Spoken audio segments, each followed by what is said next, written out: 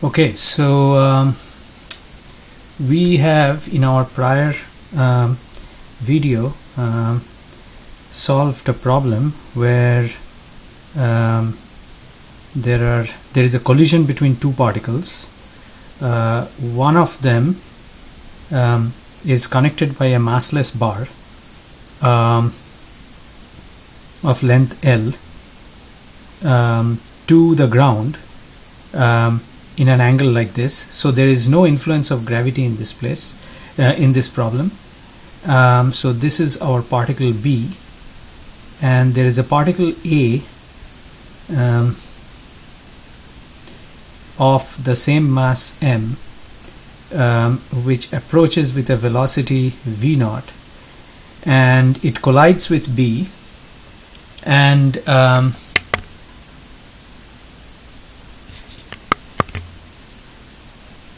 the goal of this problem was to find the resulting or the velocities of A and B just after impact, given that the coefficient of restitution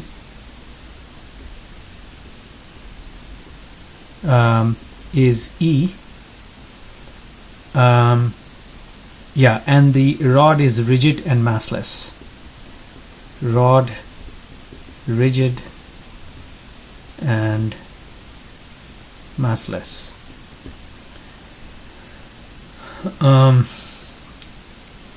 Now in this problem was solved in our prior video, and you can refer to the list of videos, and you will find the discussion on this problem.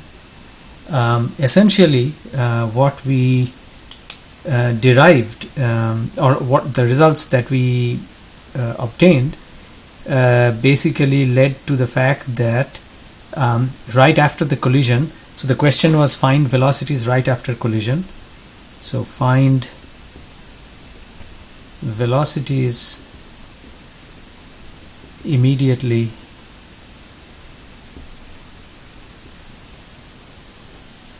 after collision, and the velocity of A was VA after collision, and we used the unit, we used the x and y axis to understand the various velocity components. And the other thing that we derived was that after the collision, B moves with a velocity VB perpendicular to the direction of the rod. So this was so if you go back to the solution, you will see the expressions for VA and VB immediately after collision. We used the conservation of linear momentum, and we used the equation for coefficient of restitution.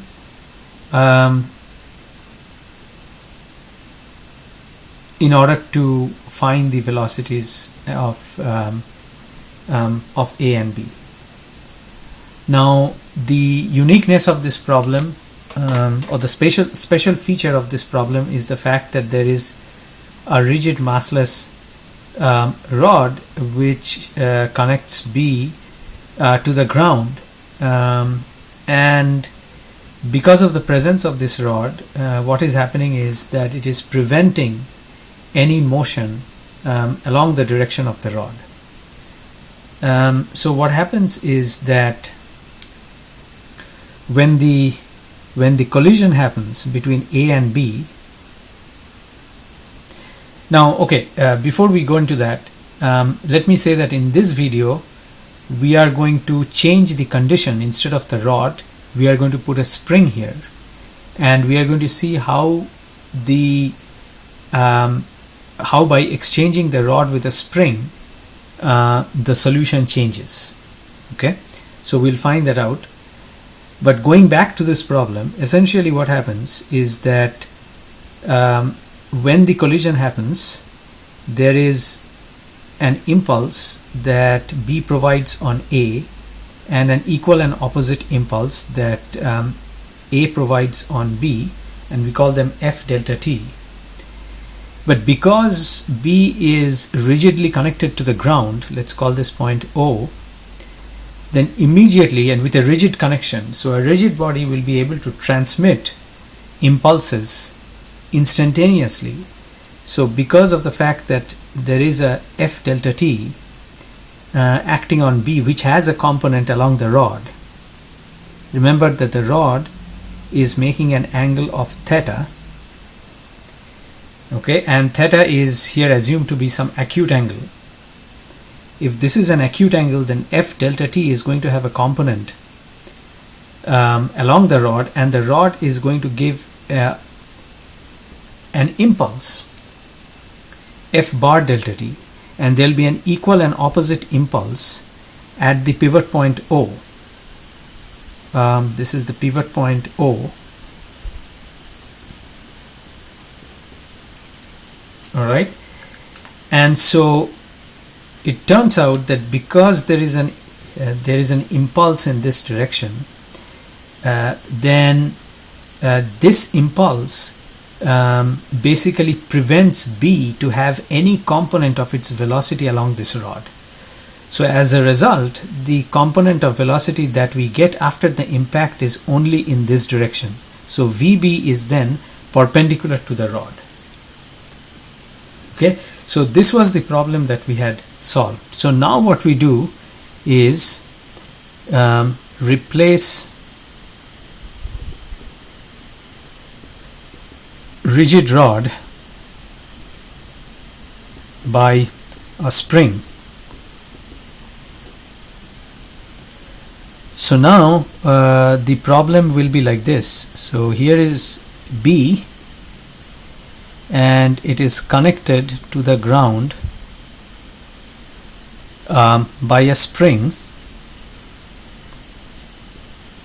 still making an angle theta, and A collides with B. Both are of the same mass m, so the conditions are same. Head on, the collision happens head on as before. So this is the line of impact, and this direction is then the plane of contact. Okay, and we want to find the velocities of A and B right after the impact happens. Now, so that is one. We also want to find a condition that gives us the maximum stretch of the spring if the spring constant is K and the unstretched length is LO or L sub O. So L sub O is the unstretched length. That's the distance between O and B at the initial instant when B is resting. We want to find the maximum stretch of the spring in the ensuing motion. So here what is going to happen is that if we consider the impulses, so let's sketch the impulses here. So here is A and here is B. So after the impact, A will experience a F delta T immediately after the impact, and B will also experience an equal and opposite F delta T. However, in this case, so this is rigid rod and this is spring. In this case, right at the instant of collision, there will be no impulse that will be felt by B along the direction of the spring. Why?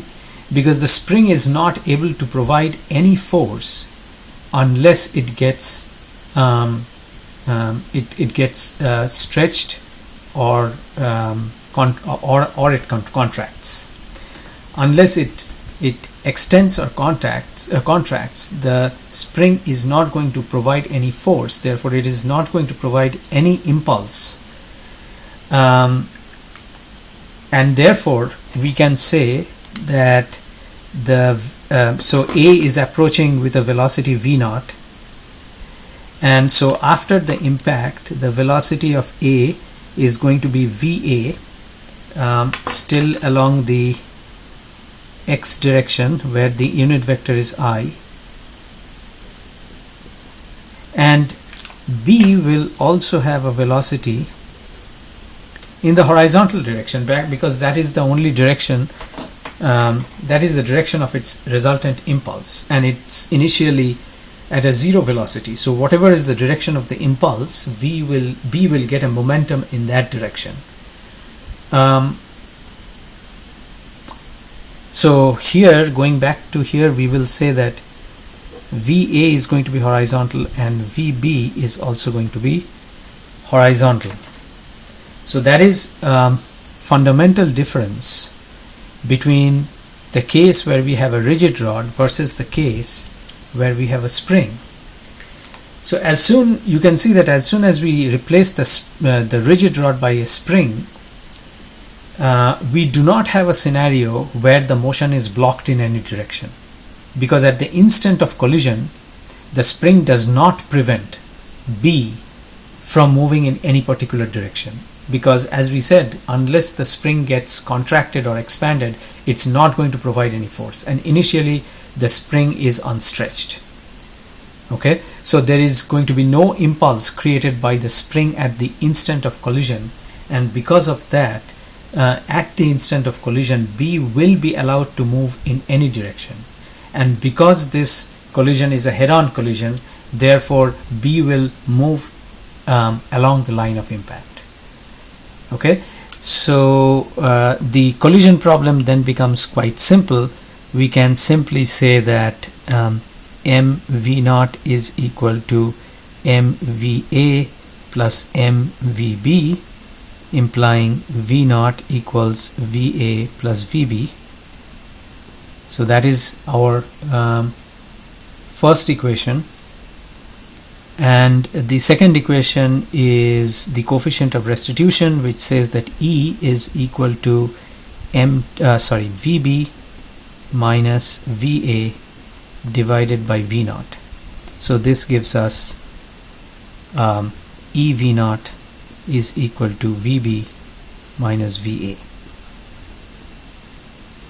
So in fact, you can see that in the presence of the spring, this angle at which the spring is fixed to the ground is immaterial as far as finding the velocities immediately after collision is concerned.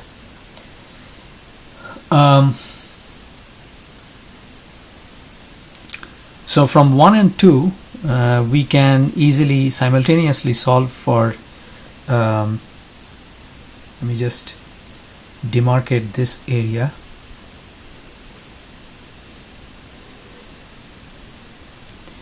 So from 1 and 2, we can easily solve for VA and VB. So VA is going to be, you can see that if I just subtract these two equations, then I will have 2VA. So I will have V0 1 minus E divided by 2. That's VA, and VB is going to be, if I just add these two equations, so V0 1 plus E divided by 2. So these are the velocities just after collision.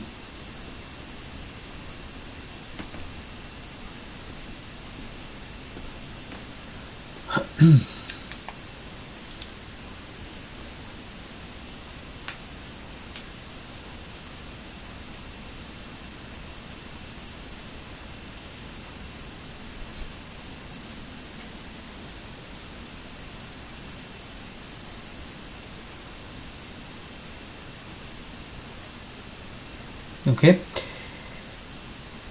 Now let us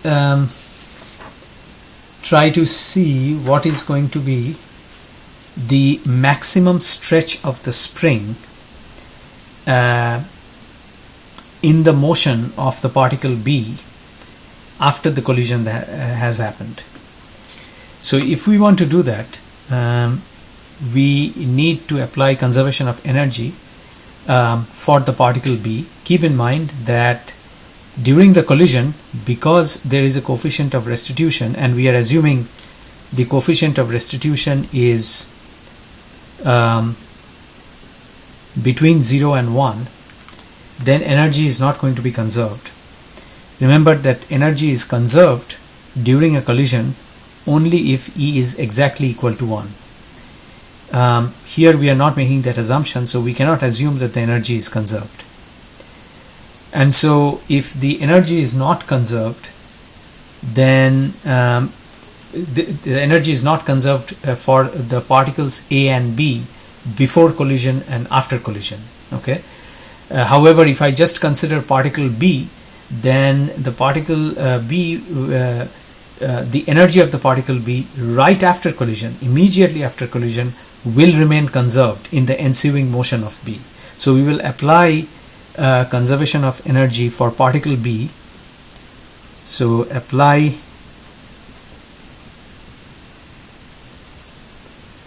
conservation of energy to B after collision. Right. So what is the initial?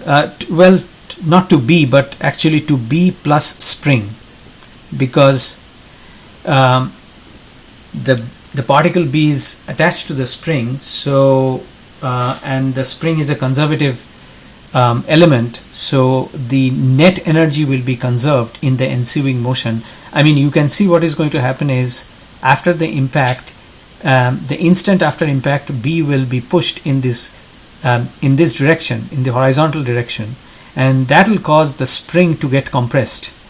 Okay, and then the spring will start exerting a force, and that will cause B to then fly outwards, and so then the spring will also get stretched a little bit, and our goal is to find the maximum stretch of the spring in the ensuing motion. So we will apply a conservation of energy. So let us say that, so immediately after collision, what is the net mechanical energy? Well, there is no energy stored in the spring. The mass of B is m, and the velocity of B is V0 1 plus E over 2. So it is V0 squared 1 plus E whole squared divided by 4. So that's the initial mechanical energy in B plus the spring right after the impact. Now at any instant after the impact, what is going to happen is the following. There is going to be a kinetic energy of B plus there is going to be a potential energy of the spring. Okay, so let's derive the expressions for that. Now, right after impact, this is the scenario. B is moving horizontally with V0 1 plus E over 2 at an arbitrary instant after collision. It is possible that B would be like this. Okay, let us say that this arbitrary angle is theta, and let us say that the distance is r. Okay, the initial distance was L0. Now let us also say that we have an ER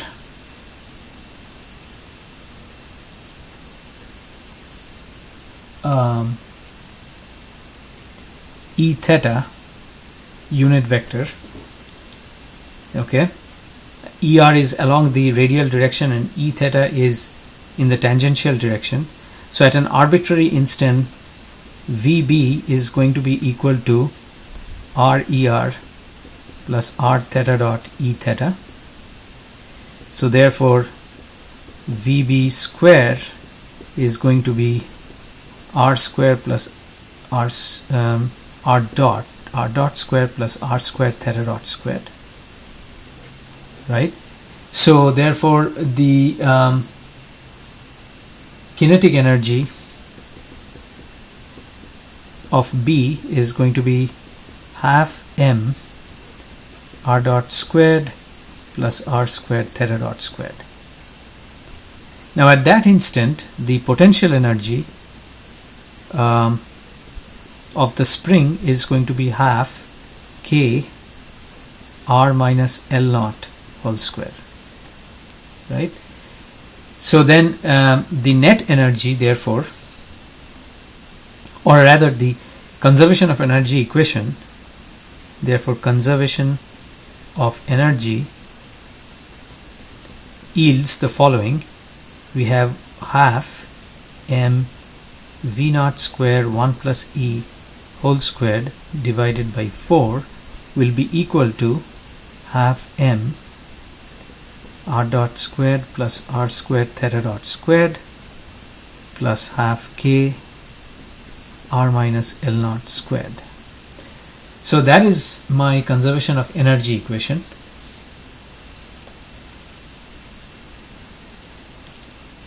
And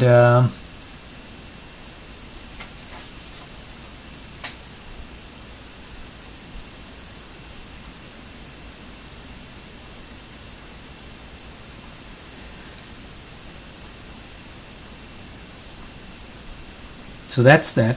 Now we have to also understand that post impact, well, this is true even for the whole system of particles because there are no external forces acting on this system, but in this case we do not need to consider the whole system. We can work with just B, but you can see that for this particle B with connected to O with the spring, the angular momentum of B will also remain conserved about the point O. And that is because after the impact, the forces acting on B are this spring force. Now the spring force is always going through this point O. So therefore, if we take the moment of the forces on B after the impact, that moment is going to be equal to 0 at all instants. And so therefore the angular momentum of B about the point O will also be conserved. So therefore we can apply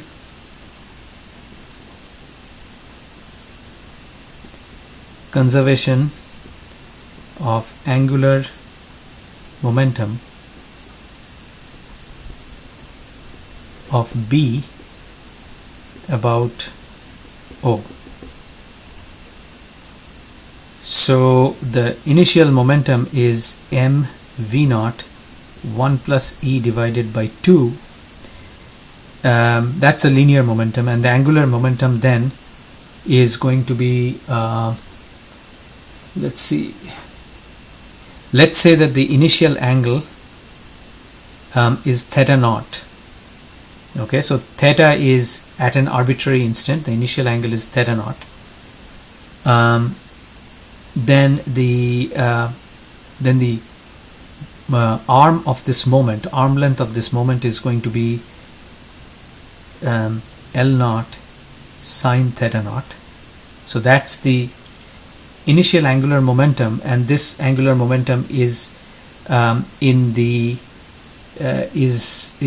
z direction but going into the surface of the page at an instant here, at an arbitrary instant here. Keep in mind that the angular momentum is not going to be due to r dot. It is only going to be because of r theta dot, because the velocity r dot is along OB, and so it does not have any arm length. So it will be m r theta dot, and at that point the arm length is going to be r sine theta. Let me just double check.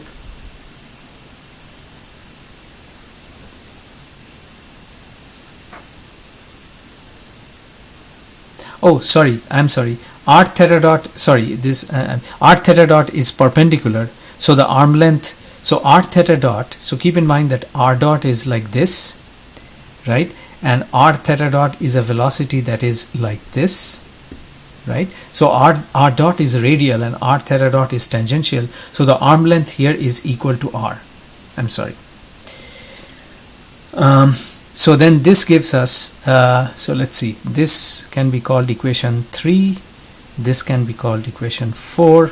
So we have two more equations that show the various quantities that are conserved in the motion of B after the impact. Now let's say we want to find the condition for the maximum stretch in the spring. So max stretch in the spring, if max stretch in the spring is desired, then we impose that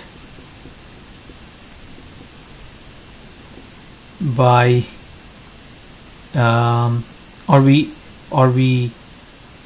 we impose that by setting r dot equals 0, because clearly when the spring is maximally stretched, then at that point r dot will be equal to 0. And so if we set r dot equal to 0, therefore from 3 we will have the following. We will have 1/8 m v naught square 1 plus e whole square is equal to, so we set r dot equals 0, so we have half m r squared theta dot squared plus half k r minus L naught squared. And keep in mind that when we are setting r dot equal to 0, the r is now representing that maximum stretch. R is now representing that maximum stretch. So if the maximum stretch of the spring is desired, we need to find the value of r. The problem is we cannot find this value from here because we don't know what theta dot is. But we can obtain theta dot by going to this equation, by using this equation.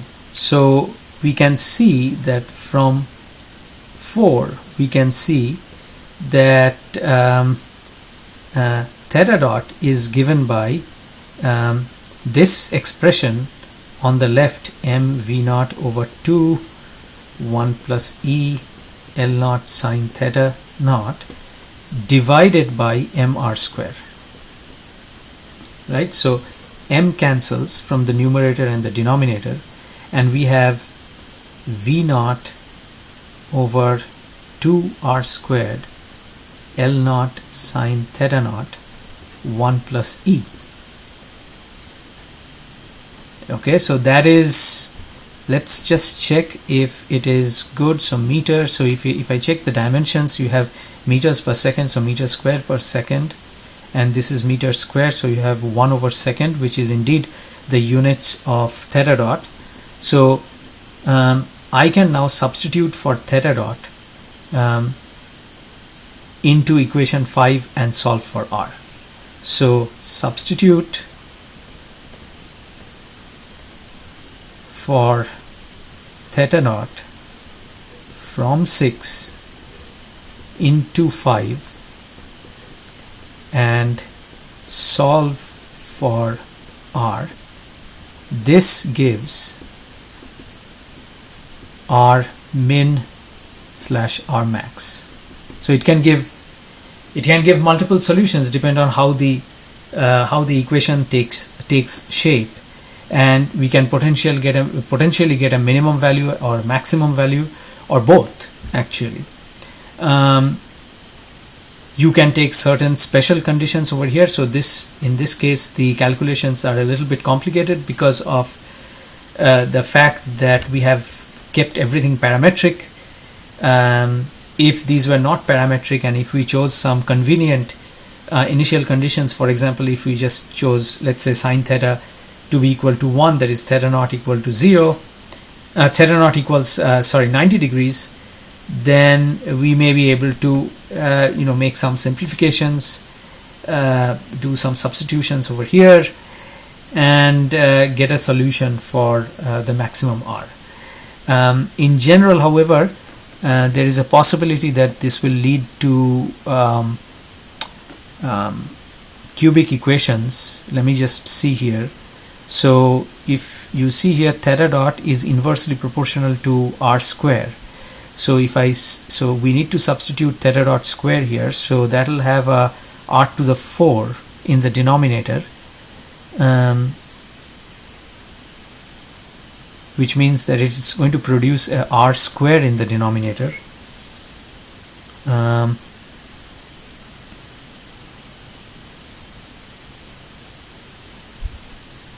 And so it can give potentially a cubic or even a higher order equation. So let me just check here.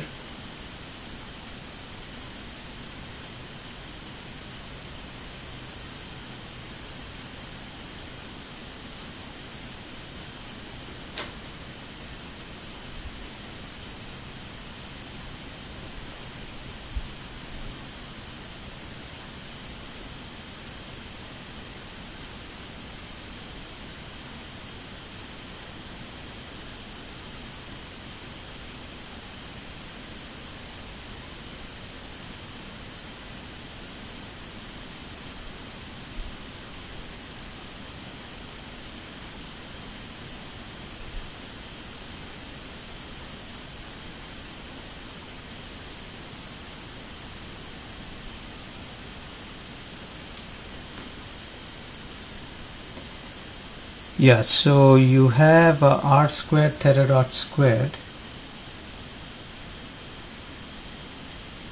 Yes, so when you make this substitution of theta dot here, or this expression for theta dot in 5, there is a chance of it producing a cubic equation or even a higher order equation that may have to be solved numerically. But nevertheless, if we are interested in finding the maximum value of the maximum stretch of the spring or the minimum stretch of the spring, then this is the formulation that would lead us to that solution. Granted that to find the final solution for R min R max, there may be a need to solve that final equation numerically. So what we did over here is that we applied the conservation of energy for the particle and the spring, and the conservation of angular momentum of particle B about the point O, to come up with two more equations that model the motion of B after the impact has taken place, and using that we can find out when the spring is going to be maximally or potentially minimally stretched. That value can be found out.